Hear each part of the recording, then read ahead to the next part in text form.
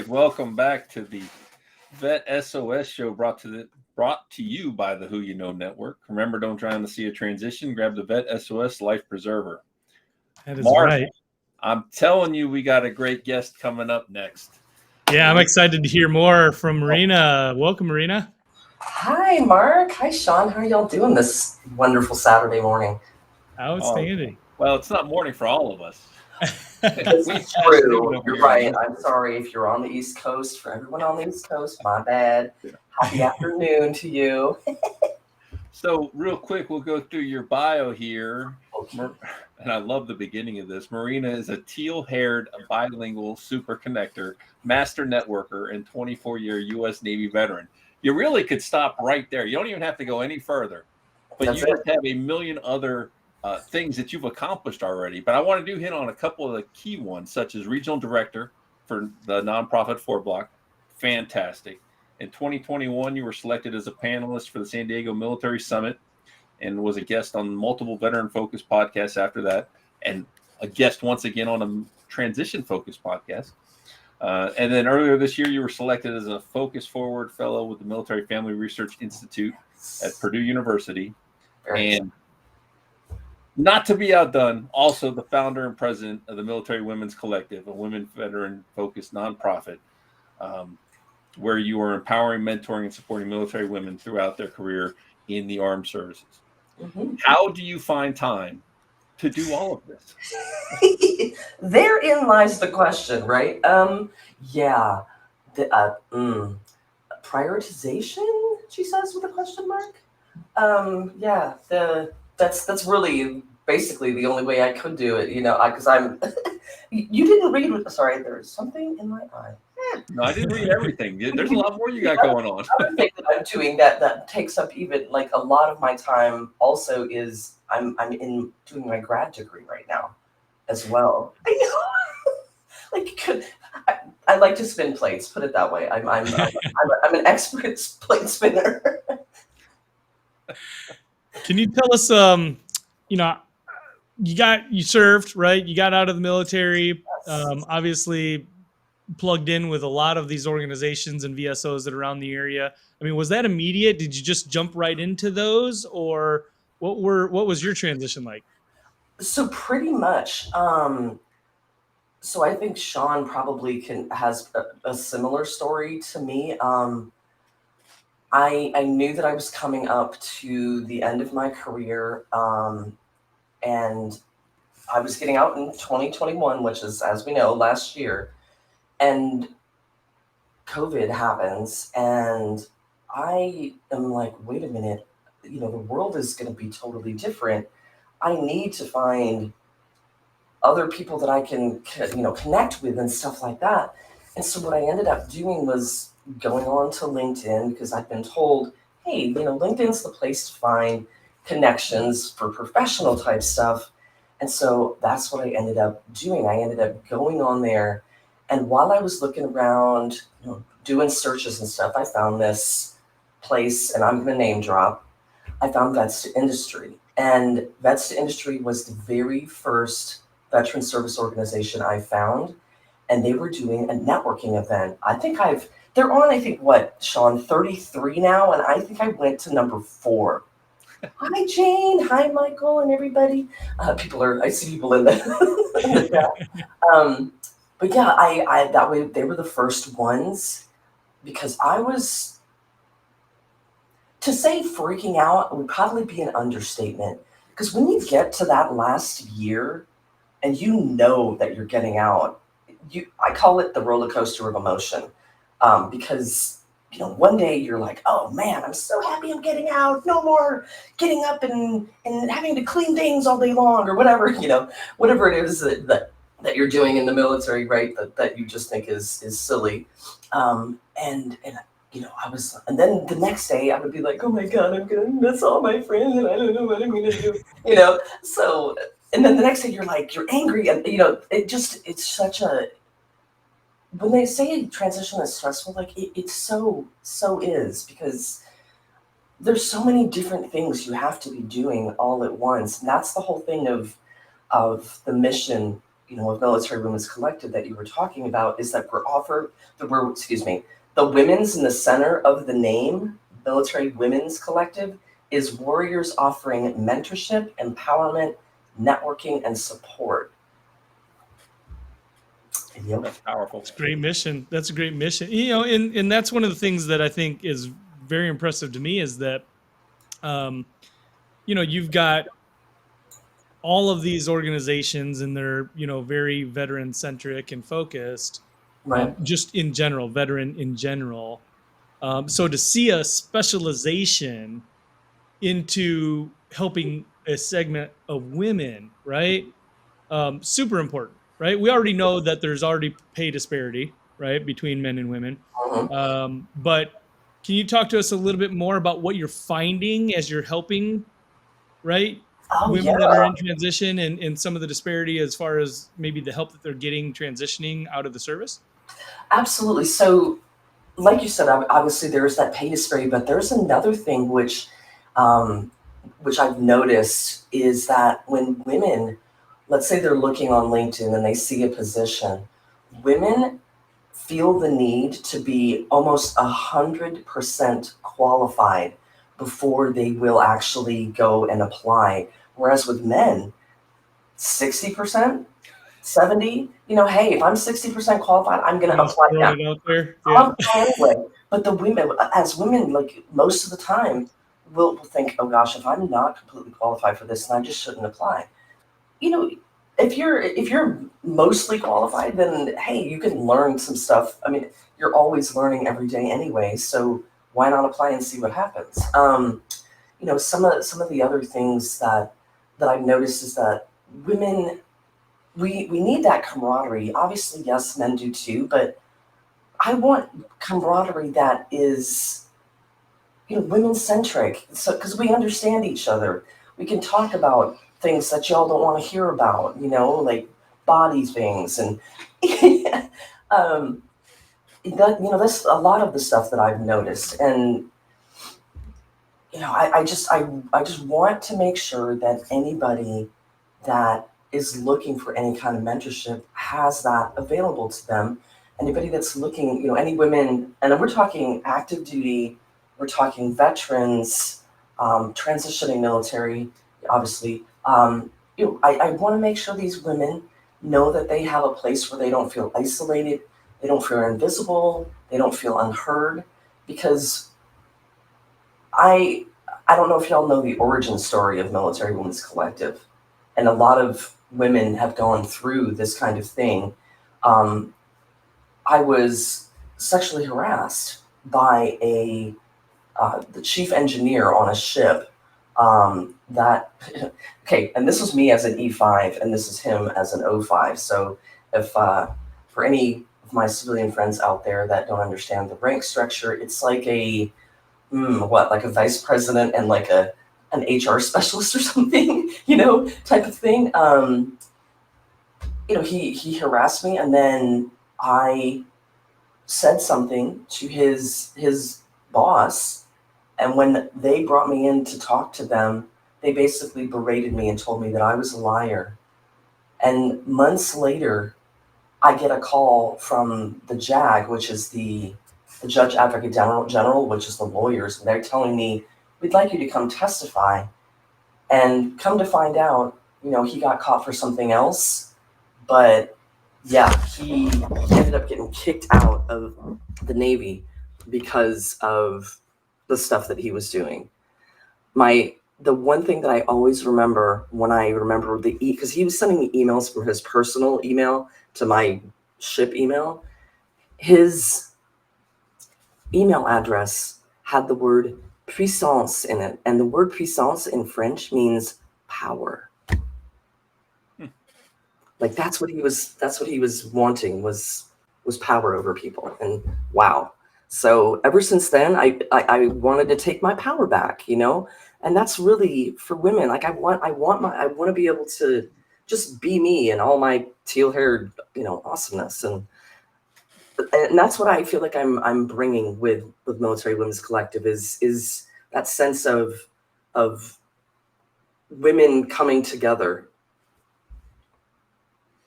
And so you mentioned V2I. I That's did. where you and I actually met. Yes. Was on one of their diversity. I think it was the first one. Was it the first one they did? I think so. It was me, Dr. Destiny Preet, Mm-hmm. and oh my gosh, who was the other person? My I can mind see went her blank. face. I can't remember her name. I'm not My mind connected. just went blank. I'm so upset with myself because I know it's somebody I know, and I'm gonna smack myself like right now, obviously. Well, I think for part of it, Brian and I were the only two men even in the group. So Marina decided to pick on me for the better part of, I don't know, 30, 45 minutes, but it was all in good taste though. But what I loved about that is, one, being able to listen and really hear a different side of it that you don't necessarily get to. And I think as a senior leader in the military, that's something that we should do. Mm. But the other great thing that came out of that is you and I linked up afterwards, and we had at least a 30-minute call. Oh yeah.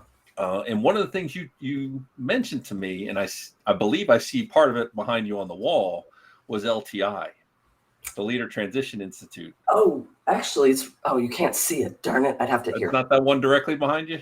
No, it's that one. There it is. Okay. Oh no! Oh my God! Did I just unplug myself? Oh no, there we go. Unplug myself. Yeah, it's the one that's behind the Bulbasaur. Yeah, I know.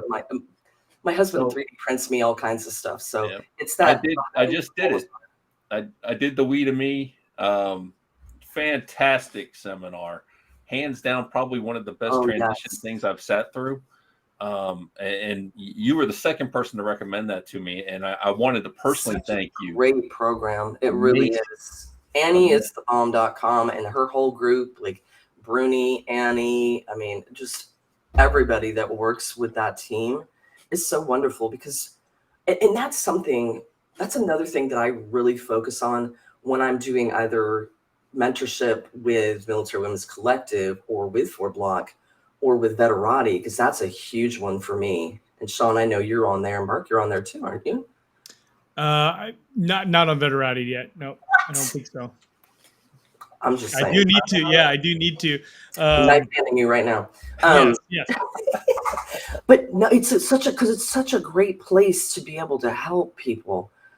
Oh my goodness. And that's what I love doing. I tell people that my purpose is to be of service to others, but I also feel like my purpose is to help people find their purpose too. Because LTI, Leader Transition Institute, does such a wonderful job of that. One of the other ones that I always recommend with regards to finding your purpose is Commit Foundation's Pursue Your Purpose. That's a great program too. They send you the book design. I keep looking over here because I have the book. They send you the book Designing Your Life. They give you an executive coach. I mean, yes, please. Yeah. I want to backtrack to something. Yeah, there it is right there. I want the workbook to go with it. That's awesome. Skipping back to maybe that first event that you had, and Sean, right? And I think you said Brian maybe were the two men in the group. Yes. Do you find that it's kind of a two-part question? Do you find that there's more interest, you're gaining more interest in men joining in getting an understanding and an education on the challenges that, the women's side of it is, right? Or diversity. It doesn't have to be just women, right? But all types of diversity. And then the second part of that question is, can men join? Can they get a broader understanding about D&I, right? Diversity and inclusion, and leverage that during their transition, right, as an advantage? Oh, that is a great question, Mark. Holy cow. I think they should come to any DE&I. Sorry, I'm just laughing because it looks like a V right here with me. Like, I keep wanting to raise my chair. Even like, y'all, seriously. Like, oh, there we go.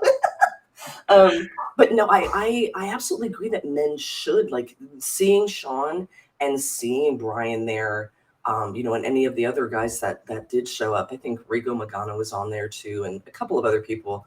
But I think it's great when men show up, because to me, you're telling me that you want to be an ally. And we need, as women, we need those allies, because find me a woman who hasn't been in a meeting and said, hey guys, I got this idea. And then crickets. And then 2 seconds later, good old John Smith sitting next to her says, hey guys, we should do this idea. Excuse me, that was the thing. Yeah. And I'm going to do a little head thing, right? Excuse me, that was my idea. And the amount of times that women, will say, like, oh, that was my idea. Having a man in there, one of you two saying, John, that's a great idea. Thanks for echoing Marina's thoughts or ideas.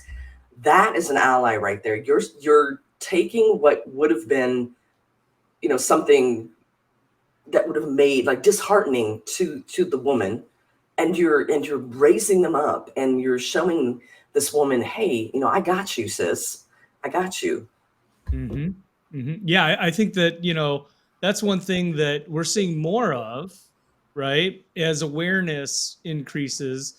But, and I'll use my local regional here, and maybe this is prevalent everywhere, but I see it here because in Texas, and I'm not maybe even in more of a rural part, but here even in Dallas, I still see it, that good old boy kind of culture, right? And in corporate America, even my wife was a victim of that, right? In one of her former employers, and it was maddening. It really is, because and please, y'all know I'm not like some kind of man basher. I'm married to a dude. I promise. Like, but I mean, not that is like, yes, I'm cisgender, but I accept everyone. I don't care if you're cisgender or not. But what I was gonna say was,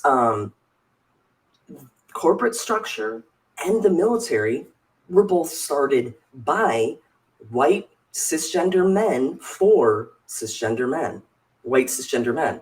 So everyone is a minority trying to break into that, when you think about it, because it was all, I mean, what, 200-300 years ago, everything started as a patriarchal thing. So I always think about this to myself.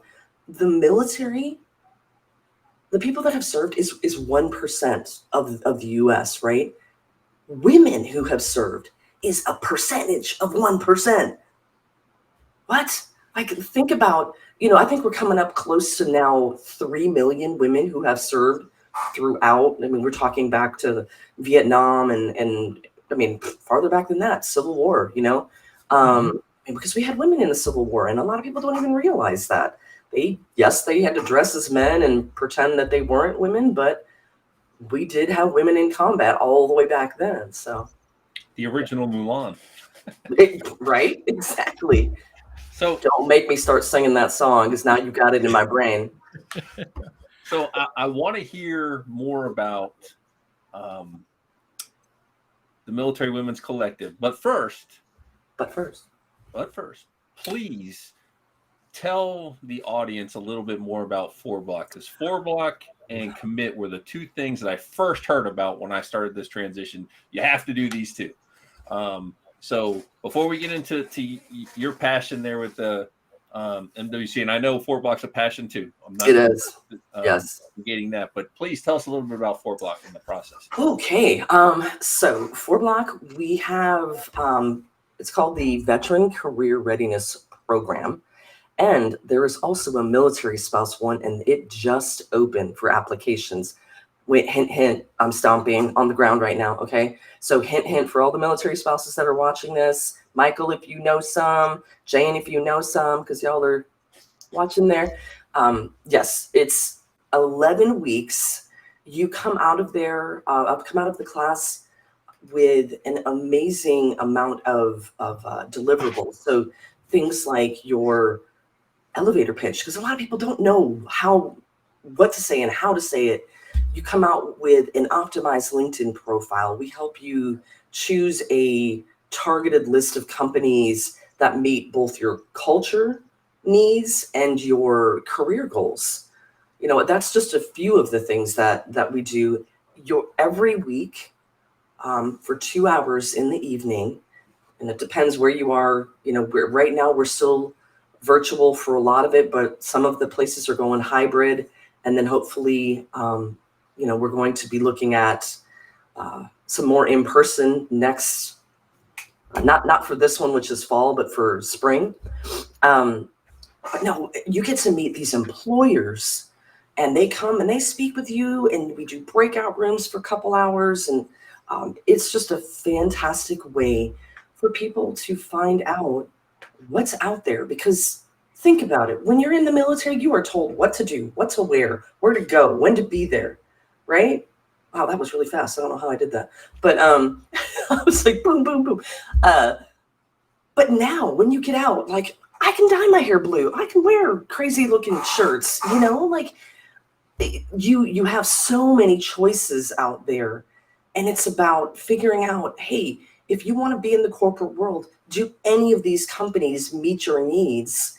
And if they do, you already have an in with these employer hosts, because most of the time they're going to bring veterans from all different departments in the company. So, I mean, I enjoy it.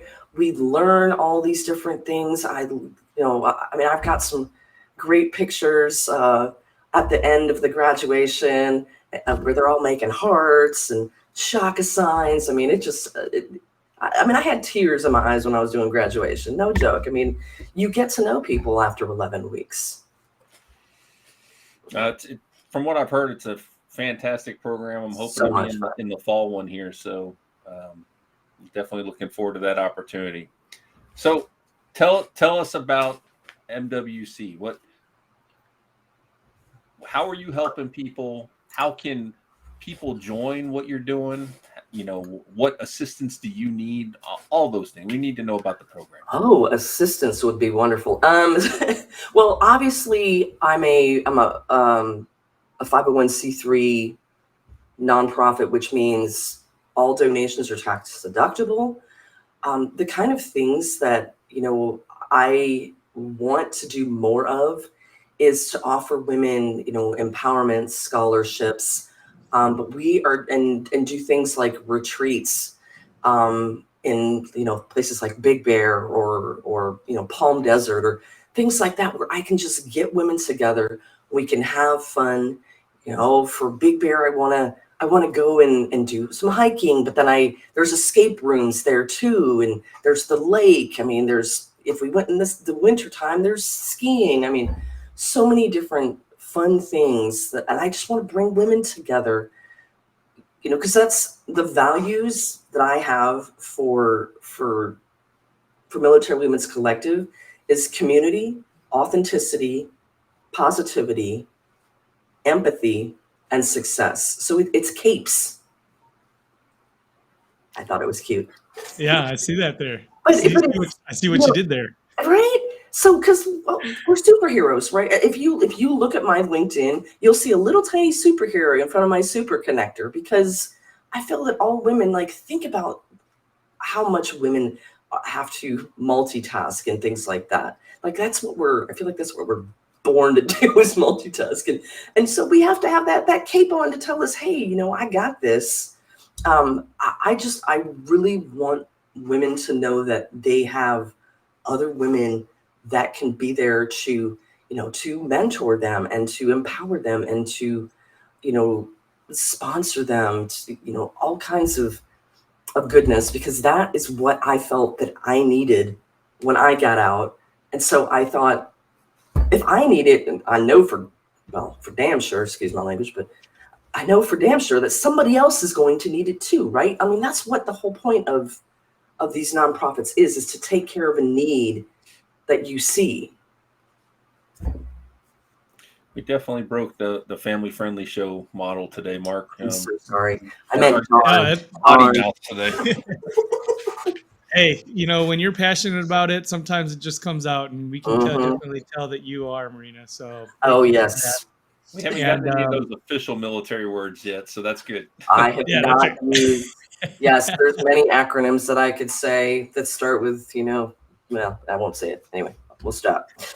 So if Well- someone wants to join the program, Oh, and that was the thing. You were talking about assistance, right? I would love to see if anybody would like to volunteer, because with being with Vets to Industry, that nonprofits run on volunteer assistance, and I absolutely would love for people to join. If you want to do outreach, or if you want to do marketing, you want to play on Canva and create amazing things to put out to thousands of people, millions of people on LinkedIn, right? That's definitely something that I know myself and the board of directors would love is to bring in volunteers, and then the other thing I have on the website, I've put events that are happening specifically for women veterans or active duty women, so that they can see that there is other stuff that's happening throughout the U.S. Military Women's Collective was created in California, so that's where I focus a lot of my efforts, is here in California locally. I'm in the Riverside County area, which is the county above San Diego, but there are so many women veterans and their families that live up in this area, because it's just half the amount of money that you're paying for your house as you would down there. So I think that's why a lot of women are up here. But we've been getting together and doing things like we went and laid wreaths for Wreaths Across America in this past December. For Memorial Day, we went and we planted flags. So those were all members of Military Women's Collective. And I'm gonna, and my apologies, I'm going to break the mold again, because the group that I went with, I call my badass crew. So it's my badass women. Yeah. There you go. Yeah. love it. Wreaths Across America, great initiative, great event. That to carry the load we just had a little while back here in DFW. So I know you guys, we got to get you connected with Marina. Her LinkedIn information and her website's right there. Make sure that you guys are taking a screenshot. Take a screenshot of her smiling face right here. Blow her up. Tag her in your social media platforms. Make sure that you're showing her the love. And tap into her organizations and her resources, right? Because what a great program. And I had posted a comment. I don't think I saw it come through here, but men, we've got to be advocates, and we've got to be allies involved in this initiative, or change is not going to happen. So absolutely, exactly. And I will echo, Mark, what you said. You have to connect with Marina. I'm telling you, in 30 minutes, I had probably 40 new resources that I had to check out. She was pointing me in the direction of people to connect with, got me involved in different programs. The amount of information she can pass to you in 30 minutes or less is completely overwhelming. It's ridiculous. I'm telling you, she is a super connector, and you need to link up with her. She will definitely point you in the right direction. And I love doing it. Yeah. Thank you so much for coming on. Love what you're doing. Love everything you're doing. I wish I could manage half of what you do. Me too. In the amount of time that I have. But maybe once I'm out of the military completely, I can start getting a little bit more involved. So yeah. Thank you again. Let us know if you need anything. We look forward to talking to you again in the future. Thanks so much for coming on. And if you ever come through Dallas with your ed training, I notice you're an Aggie right now, right? So I am an Aggie, and my parents-in-law live outside of Dallas, so I do go there. Actually, let us know. I flew into Dallas to go down to College Station, actually, oddly enough. So I drove. Let us know next time you're coming in, because we've also got the Who You Know show, and we would love to have you in on the Who You Know show. That would be amazing. Yeah. Mm-hmm. Yes. All right. I sent you a connection. Who You Know. There you go. All right. Thank you all for tuning in. to the VET S.O.S podcast. Remember, don't drown in the sea of transition. Grab the VET S.O.S Life Preserver. See y'all later.